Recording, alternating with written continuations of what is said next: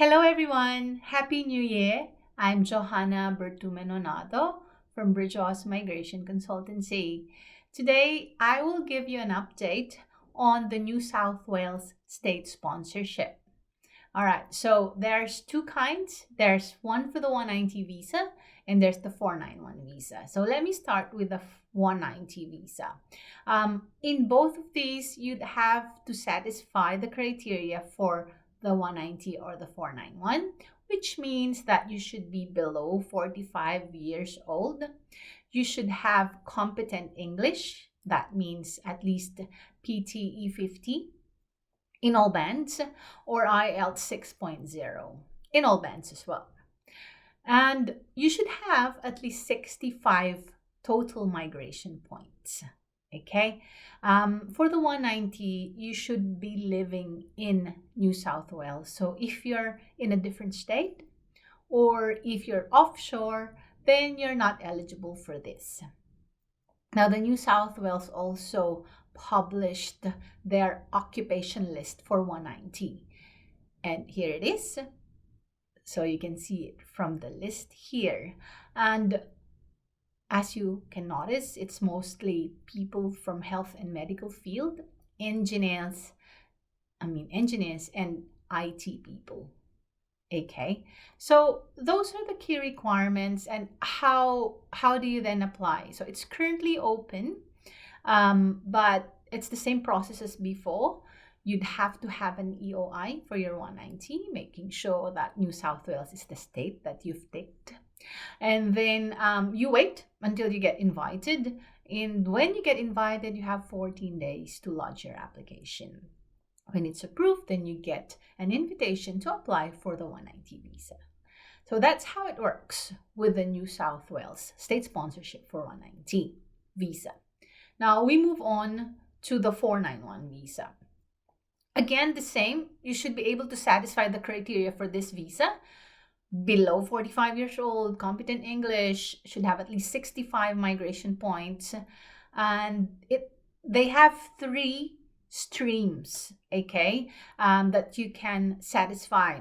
The first one is you should be living and working in regional New South Wales, okay, for at least 12 months. You should have a valid skills assessment for your nominated occupation. And the nominated occupation should be in their list. So later on, I'll show you the list as well. Or stream number 2. Stream number 2 is if you recently completed study in regional New South Wales. Okay, again, you should have a valid skills assessment for that for your nominated occupation, and you have completed the study in an education provider located in a regional area within the 24 months previously. Okay, and you satisfy the Australian study requirement. Moving on to stream number 3. So this stream has 3 different substreams. And so the first one is that if you have a job offer in regional New South Wales. So what does that mean? That means that with whatever occupation that you got the offer for, it should be matching your skills assessment. It should be an ongoing employment for a minimum term of 12 months and at least 35 hours a week work hours. Okay.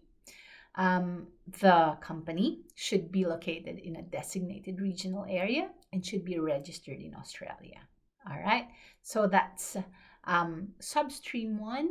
And then substream 2, still under 3, is that if you have at least 5 years of skilled employment in your nominated occupation and you are offshore, you can also apply for 491 New South Wales state sponsorship. This is a great news because most states, they only invite people who are already in Australia.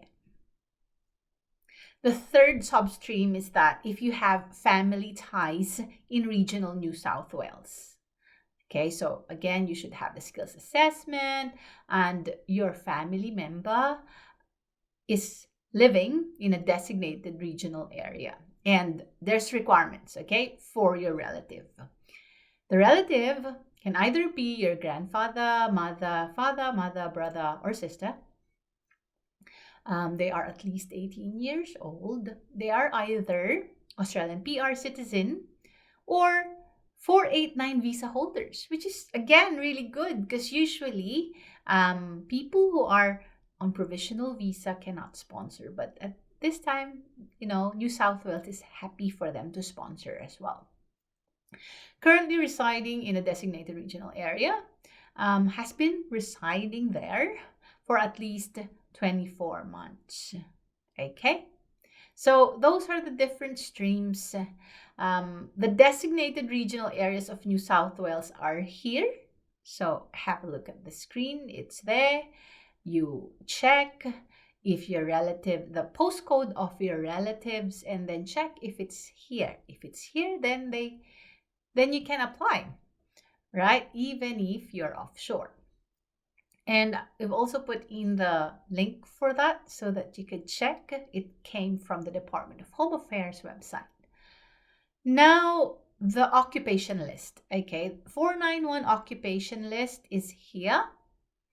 All right, so the list has the different roles, mostly, again, engineers, nurses, IT people, and you can see the dots in different regional development authorities. So the RDA, so Central Coast, Mid-North. So that means that if there's a dot there and you're an engineering manager, for example, then you can apply there. All right, for the 491 sponsorship with New South Wales, the application process is a bit different. They have asked help from the regional development authorities, the RDAs, to then assess the applications. Now, it would start in February 2021. So currently, we don't know yet how to apply, what are the rules. It should be published maybe by end of January or maybe first week of February.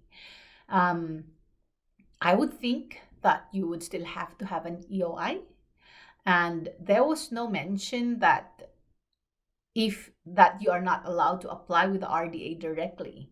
So it might be that you can apply with them directly, unlike with the 190 New South Wales sponsorship. You are not allowed to apply to the New South Wales state directly. You have to wait for their invitation. So it might be different for 491. But as early as now, make sure you have updated your EOIs, you have all the requirements, and check that skills occupation list if you're there.